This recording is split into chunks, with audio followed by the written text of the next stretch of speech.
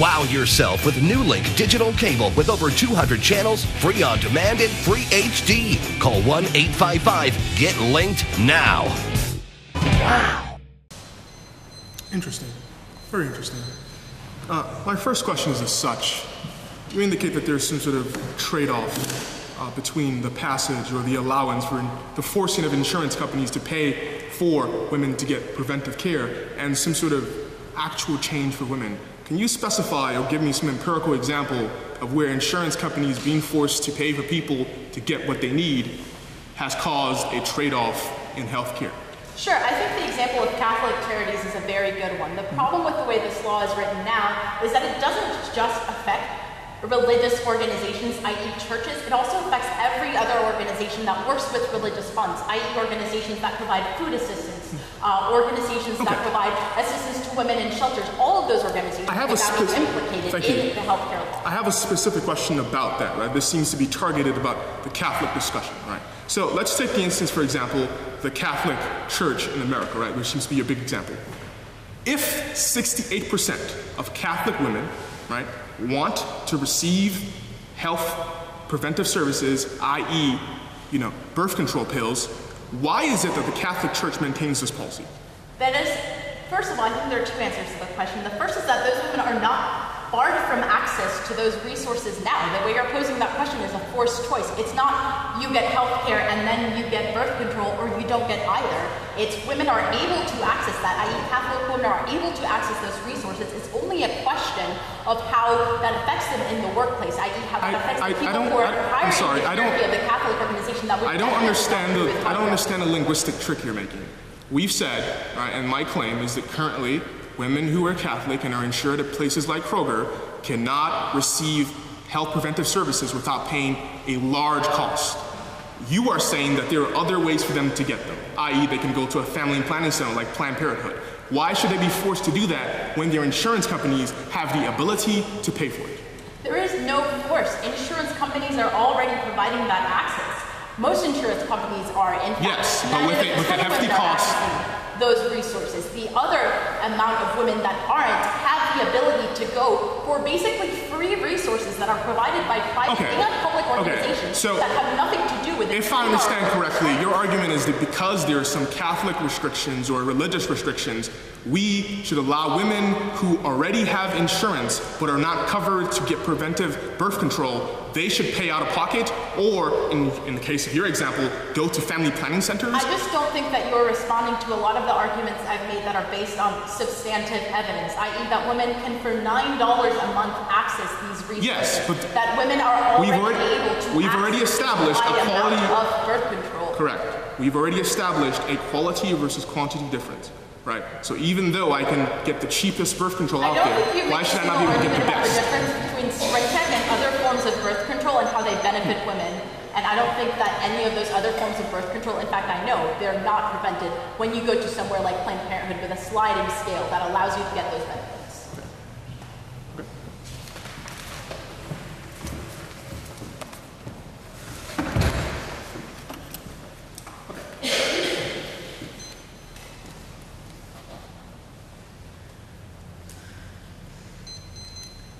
I'm going to quickly respond to a few claims my opponent seems to be making about the Catholic organizations and religious organizations largely.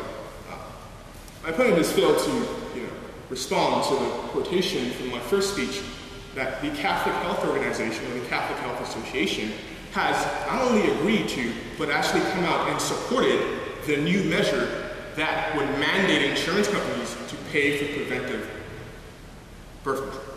Secondary. Even if religious organizations, for example, the Catholic Health or the Catholic organization, decides that they do not want to support these kinds of birth control, the mandation of health insurance companies to pay for them if women and their families decide they want them is not the same thing and does not result in a forcing of religious organizations as a body to change their views. For example, my mother grew up as a Catholic woman. She got married in the Catholic Church. But when she got married, she made the decision that birth control was something that she wanted access to. Now the question for my mother and people like Jen is how can they pay for it? If they have decided, even if it is, against their religious beliefs or their religious creed that they adhere to, the question for them is, can they afford it? The question for Genja and the question for resolution today is, how can we help women who have decided to make this choice pay for it? Having insurance companies pay the entire cost is the best way to do this. Now, there seems to be this larger claim about the possible effects of this policy. But there is no empirical evidence or historical evidence to support this, aside from my opponent's conjecture about religious groups and things of that sort. Now, yes, it is true that you as a woman, you as a family, can indeed get these services and these birth control preventive services elsewhere. But it is a question of quality. If you have decided that you want to get a prescription birth control pill because that is what you trust and that is what your doctor recommends, should you be forced to then succumb and then go to the family planning center that gives you the cheapest generic drugs available, or should your insurance company that you are already entitled to pay the cost for that? That is the question at hand today. It is not a question of the possible spillover or the possible bad things that might happen. It's a question of how people like Genja can access healthcare that they already are entitled to as part of their insurance coverage. Now, there seems to be these claims about it's bad for women because it obscures and it decreases funding other programs. But as I said before, there needs to be a threshold that you should think of when you evaluate these arguments. What is the empirical and historical evidence for this being true? There seems to be a large slippery slope argument being made here in a rather guised form that if you affirm that women should get insurance and the insurance company should pay for it, that might lead to some bad things down the road. But again, there should be a high threshold for such claims. Thank you.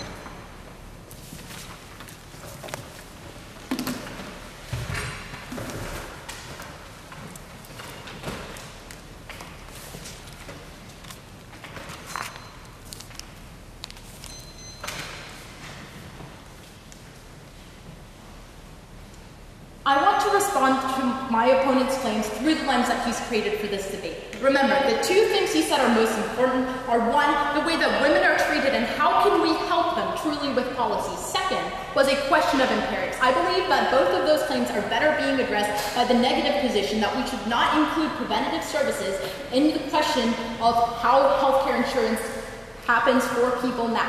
First is the women first argument. I don't think that you've dealt correctly with a lot of the arguments I've made. First is that you've not responded to the question that the way that standards are crafted within the current healthcare provisional laws are flawed and would actually prevent women from getting access. There has also been no response to the claim that religious groups will actually opt out, which means that it's not just a question of birth control, then it becomes a question of all other programs that are federally funded that women would no longer be able to gain access to. Things like Catholic services, not just Catholic services, but any religious organization that does not fundamentally agree with the way that our rights are being discussed would be able to cut funding that would actually help women on the ground in everyday scenarios instead of in sob stories and isolated incidents that don't back themselves up with empirical evidence. Remember, his other claim about empirics is also something I'm disproving.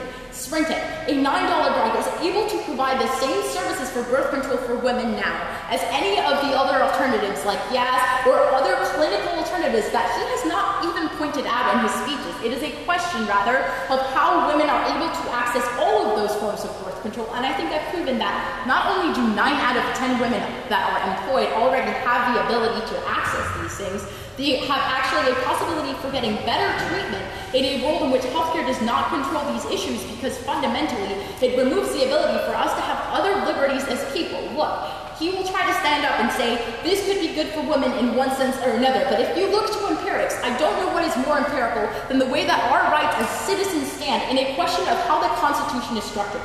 There is no response in any of his speeches about the constitutional argument that I made that fundamentally it blocks the ability for us to freely express our religion in a country where that has been a primordial right, something that is unalienable from the way that we've set up and framed the Constitution.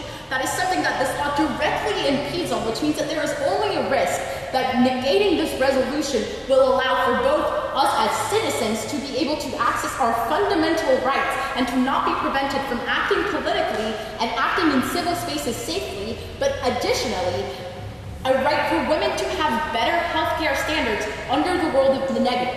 for a few reasons. First is that women are able to access better insurance now. That is, again, not an argument that is responded to. Women can afford birth control through a bunch of different devices, i.e. the way that Planned Parenthood works, in order to provide women with those opportunities. The way that political alternatives like block grants, say, or state-based programs that are already doing these things for women that find themselves in unfortunate socioeconomic conditions. He also has not responded to that claim. Those programs already exist. There are already things like block grants. There are other initiatives that can be passed through the Congress in a way that is not unconstitutional, that would allow for women to access a large amount of birth control. These things would just have to be tested in a public debate, i.e. in a public space where we can deliberate about what we want to do with our country, what we want to do with our rights, without forfeiting our ability as citizens to engage in free speech and open acts of supporting our religion, without sort of creating this false choice for women. Look, the way that the policy is structured now creates a false choice, and it is honestly kind of offensive to the way that women actuate themselves in the world. The choice it's making is saying you either align yourself with this leftist healthcare law because it is the only way that you will access birth control, or you don't get anything at all. And that's just not a choice that we should have to put ourselves through. As women, we have a right, and indeed we have a responsibility to stand up against these kind of laws that assume that just because we're women, we're going to vote one way. That is not the case. As women, we deserve the liberty to control our bodies, and we deserve the ability to access birth control, certainly if we want it. But we also, as citizens, have a fundamental right, and we also should claim and demand the ability that the government listens to our demands when it comes to questions like freedom of speech, when it comes to questions like freedom of religion, because those things are intricately tied together, and there is no reason to remain engaged in a political action that allows for things like birth control when it does not allow for things like us to be able to identify with how we feel about things in the world, and to be able to access other resources that are crucial for women, i.e. questions like healthcare, questions like being able to access food, questions like being able to access housing, all things that are just as important to the welfare of women as the question of birth control that we're discussing today.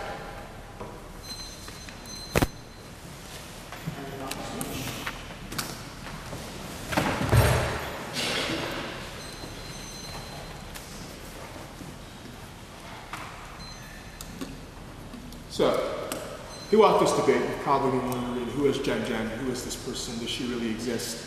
Well, surprise, surprise, Jen Jen is my mother. Her name is not Jennifer, her name is Ian, and she is one of many women that I described today who have insurance but are unable to access preventive birth control services because their insurance company refuses to pay. So, let's discuss this issue of a forced choice. My opponent is bringing up a forced choice. A forced choice is either you have liberties on one hand, or you have the affirmation of today's mandate. Let us discuss again what is today's resolution, the resolution of this debate. It is pretty simple. Insurance companies should have to pay for birth control if a woman and her family decides they want to. And they should be forced to pay for it regardless of even if it is the most expensive form of birth control, because it's a question of quality, quality, quality. Yes, drugs like Spring Tech do cost $9. Yes, you can get them from any family planning clinic, but it's a question of what a person who has a job and has paid for insurance coverage decides they want to have for their family. Now, there's this larger claim made about the prevention of access. The prevention of access. The fundamental claim being made here is that religious groups, for example, the Catholic Health Organization, will decide to stop funding all services for women because their insurance company is told that they have to give birth control. Let that sink in for a second. Let that sink in.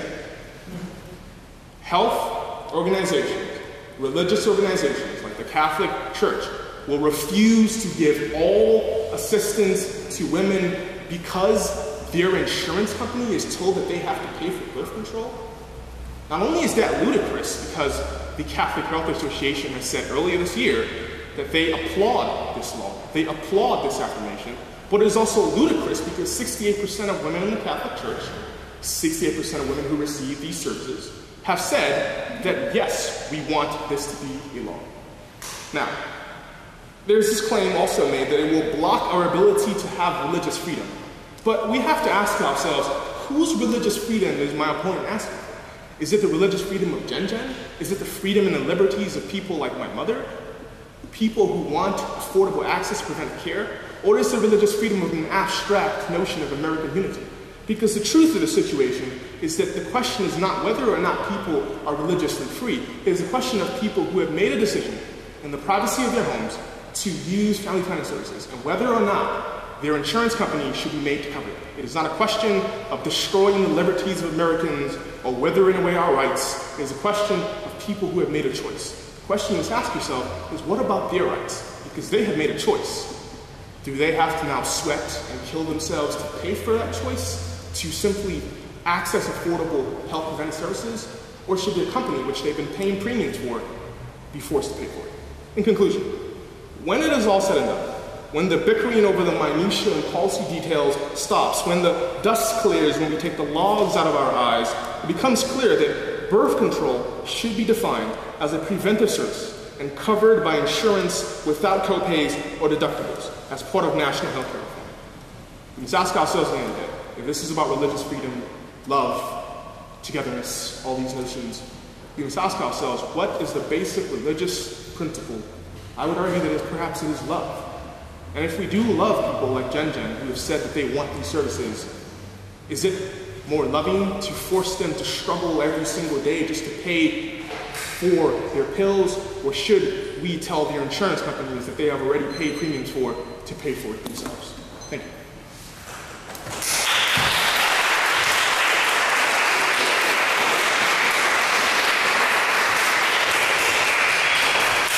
Okay, so there you go. That's our little performance for this evening. We want to thank everybody for coming out and supporting us, and thank you for allowing us to be in this beautiful facility. We really appreciate it. We look forward to coming back here in the future. So, good night.